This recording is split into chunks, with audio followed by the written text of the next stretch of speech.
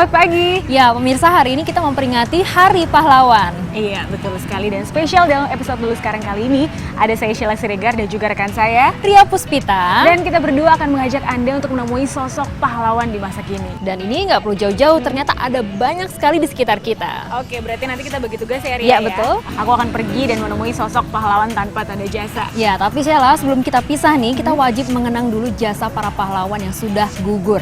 Salah satunya di tempat ini, di Taman Makam Pahlawan.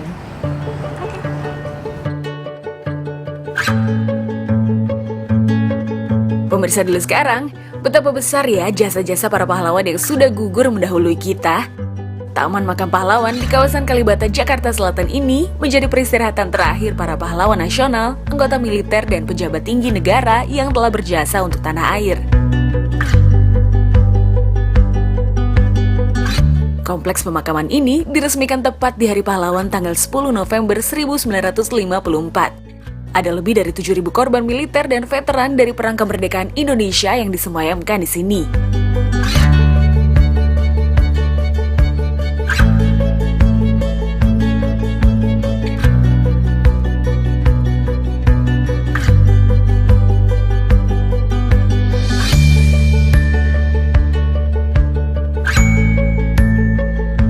Nah, setiap tanggal 10 November tiba, pemakaman ini menjadi tempat berlangsungnya upacara mengheningkan cipta untuk menghormati jasa para pahlawan.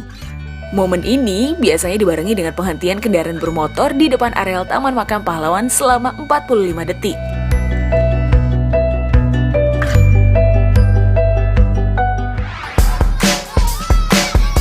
Zaman berubah ya, pahlawan tidak lagi mereka yang gugur di medan laga. Siapa dan maknanya pun juga berbeda-beda ya. Nah sekarang coba kita tanya adik-adik ini, siapa sih pahlawan mereka? Pahlawannya Fabel siapa? Thor. Kenapa kok Thor pahlawannya? Hah? Kok Thor pahlawannya? Ayah dan ibu. Karena kuat. Nggak ada yang bisa ngangkat palunya. Ayah sama ibu. Kenapa ayah dan ibu pahlawannya?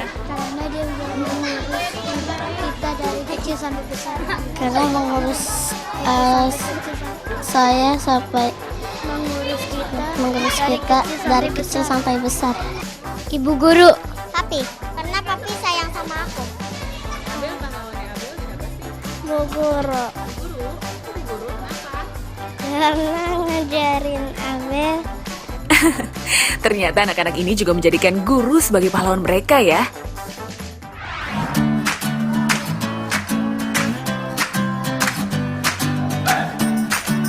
Pemirsa, masih ingat saat pertama kali belajar membaca? Biasanya kalimat singkat inilah yang diajarkan oleh para guru kelas 1 sekolah dasar.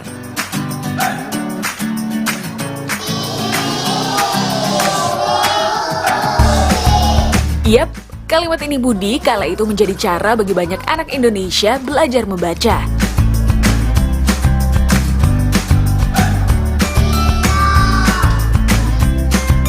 Di balik kalimat ini Budi, inilah sosok pahlawan tanpa tanda jasa yang menciptakannya. Ya, almarhumah Siti Rahmani Rauf.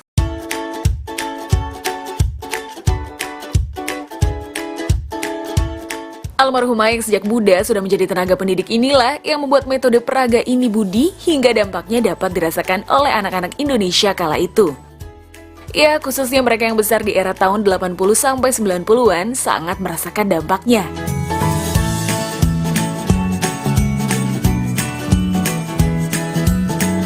Metode ini memberi kemudahan dalam belajar membaca dan mengenal bahasa Indonesia dengan baik. Hasil karyanya ini pun disebut sebagai metode struktur analisa sintesa. Ya, almarhumah bersama sang anak, Karmeni Rauf, mengerjakan metode alat peraga ini di tahun 1986 sambil mengusung tema bermain dan belajar. Dengan senang hati almarhumah mengerjakan dan menciptakannya, di samping memang profesinya sejak dulu adalah tenaga pendidik dan hobinya yaitu menggambar.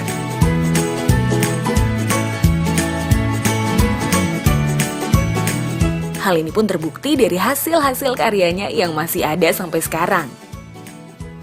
Metode ini dimulai dari pengenalan akan tokoh Budi dan anggota keluarganya lengkap dengan gambar masing-masing. Kartu kalimat yang disertakan dalam gambar inilah yang nantinya akan menjadi kata, suku kata, lalu kemudian huruf. Pasti siapapun penasaran ya dengan penggunaan nama Budi sebagai tokohnya. Ini Budi itu sebenarnya cuman memperkenalkan huruf B dan huruf U, huruf D dan huruf I, 2 huruf mati, 2 huruf hidup. Ya udahlah, emang nama itu lebih bagus. Budi diambil itu bukan sebenarnya tidak sengaja aja ya, tokoh Budi aja gitu. Ya memang kalau menurut saya, kalau saya kan juga, menurut saya Budi itu lebih enak dibacakan ya gitu ya. Setelah kita memang tuh dari pemerintah, buku paket tuh memang udah Budi diambil tokohnya. Nah, setelah pembuatan metode alat peraga selesai, maka Karmini Rauf sebagai guru sekaligus instruktur pun mulai mengajarkan hasil karya sang ibu ke seluruh Jawa hingga Sumatera. Yap, metode alat peraga ini Budi pun mampu bertahan hingga 10 tahunan dan terbukti mencerdaskan anak bangsa. Bagaimana? Gak salah kan kalau almarhumah Ibu Siti Rahmani Rauf ini kita sebut sebagai pahlawan?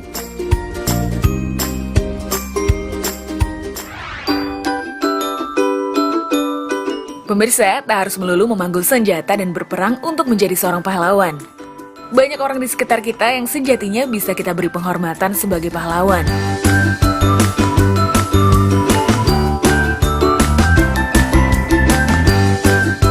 Saat musim hujan tiba, tentunya hal yang paling ditakutkan adalah banjir ya. Apalagi bagi warga Jakarta yang langganan kebanjiran setiap tahunnya. Nah, gak banyak yang tahu nih kalau ada sosok yang berjasa dalam mengantisipasi banjir di Jakarta. Yap, dialah petugas bendungan Katulampa yang senantiasa berjaga 24 jam dalam sehari untuk memantau sekaligus menjadi sumber informasi mengenai ketinggian air di bendungan. Bendungan Katulampa di Kota Bogor, Jawa Barat ini menjadi sangat penting karena dari sinilah pemerintah dan warga Jakarta bisa segera tahu ketika ada banjir yang sedang meluncur ke wilayahnya. Ya, pada salah satu dinding beton di bendung utama tergambar skala pengukur ketinggian air. Dari mulai siaga 4 yaitu 50-80 cm hingga siaga 1 di atas 200 cm. Baik secara manual ataupun melalui layar CCTV, petugas bendungan Katulampa akan terus memantau perkembangan air yang datang dari hulu Ciliwung dan mengalir ke anak sungai sambil tetap berkoordinasi dengan pihak lainnya, seperti memantau di area puncak hingga Jakarta sebagai penerima aliran air.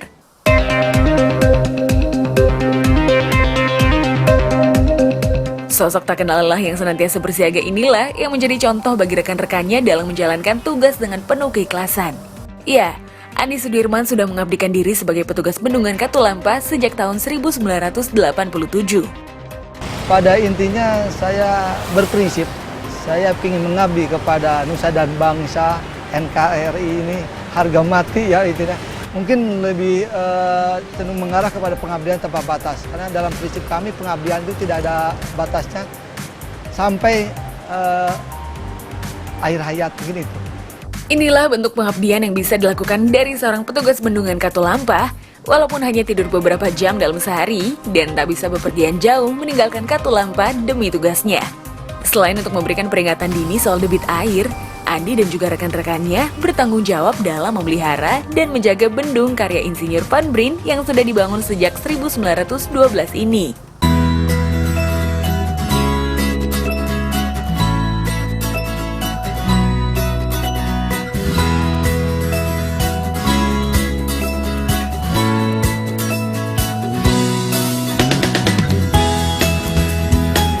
Kegiatan membersihkan sungai dari sampah-sampah menjadi hal yang rutin dilakukan oleh petugas bendungan Katulampa. Di sini, sampah-sampah akan dikumpulkan terlebih dahulu ke tengah, diapit dengan batu, baru kemudian dikumpulkan ke dalam kantong dan dibuang.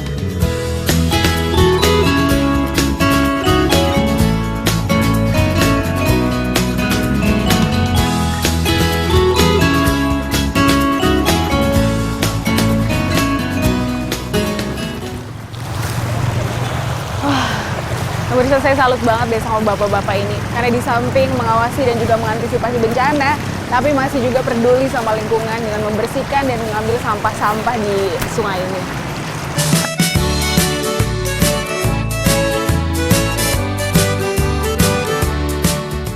Membersihkan sungai dari sampah nggak segampang membuangnya secara sembarangan ya. Kebayang dong jika tidak ada yang mau membersihkannya. Sampah akan semakin menumpuk dan inilah yang seringkali menjadi penyebab dari banjir.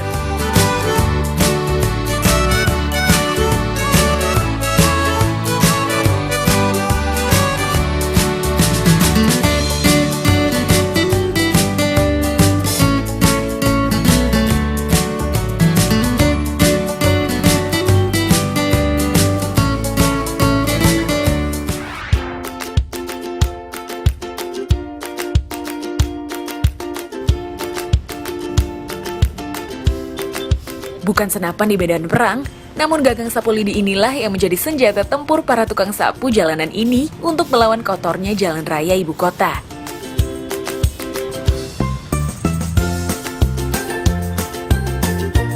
Kehadirannya sering tidak kita sadari, padahal jika tidak ada mereka, apa jadinya wajah ibu kota Jakarta? Salah satunya Henny. Ia sudah bekerja sejak tahun 2011 dan dipensiunkan 2 tahun lalu. Namun, ibu 5 orang anak ini tetap aktif bekerja untuk membantu sang anak yang juga bekerja sebagai petugas kebersihan. Setiap hari, Henny dan Wulan anaknya memulai aktivitas sejak jam 5 pagi hingga jam 2 siang. Ia mendapat bagian menyapu jalan raya di sekitar kawasan lampu merah Pancoran, Jakarta Selatan sepanjang 1 km. Wanita usia 58 tahun ini bertugas menyapu bagian trotoar dan tepi badan jalan raya. Meski tak digaji, Henny tetap ikhlas menjalankan pekerjaannya. Jika sedang beruntung, ia kadang mendapat rezeki dari para pejalan kaki yang memberinya uang. Nah, meski hanya menyapu jalan raya, jangan anggap pekerjaan mereka ini enteng loh. Sebab para petugas kebersihan ini turut mempertaruhkan keselamatan saat menyapu di pinggir jalan raya. Resiko tertabrak mobil atau motor yang melintas bisa mengintai kapan saja. Dan yang mungkin tak terfikirkan, mereka juga menyelamatkan para pengguna jalan dari benda-benda tajam yang bisa membuat ban kendaraan menjadi kempes.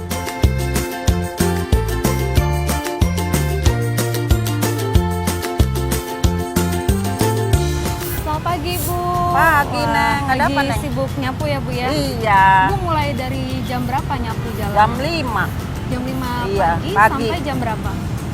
jam setengah 2 deh. Ah, 2. Heeh. Nanti ada berhenti dulu jam berapa? Istirahat jam 9 sampai jam 10. Nah, nanti setelah istirahat selesai jam 10, kita nyapu lagi, namanya bilas-bilas. Duh, kebayang ya kalau para petugas kebersihan ini tidak ada, akan ada berapa banyak kendaraan yang kena apes setiap harinya. Namun sayang, meski sudah susah payah membersihkan jalanan, ia kerap menerima perlakuan kurang baik dari para pengguna kendaraan. Oh iya, kalau ibu habis nyapu nih, udah kira-kira ada semeter, nanti dari mobil suka buang tisu, puntung rokok, ini apa, bungkus-bungkus rokok tuh. Paling ibu liatin doang gitu, tapi nanti kalau ibu bilas, langsung ibu bersihin lagi gitu. Yang sering banyak banget mana yang tisu. Orang lempar dari Iya, dari mobil. Susah itu disapunya, kalau nggak diambil pakai tangan, susah. Bukan terbang. Jadi itu tisunya nempel di sapu. Menjaga kebersihan jalan raya ibu kota tentu bukan hanya tugas para pasukan Orange ini ya. Butuh kesadaran dan dukungan dari seluruh pengguna jalan agar fasilitas umum ini tetap terjaga kebersihannya. Setuju ya?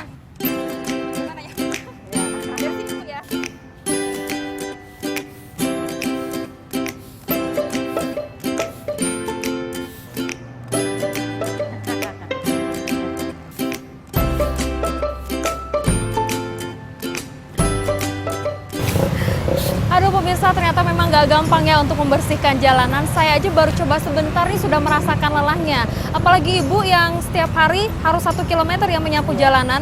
Nah memang pemirsa, keberadaan petugas kebersihan ini sering kita abaikan, bahkan kurang dihargai. Padahal nih tanpa keberadaan mereka, saya nggak yakin jalanan ibu kota jadi bersih.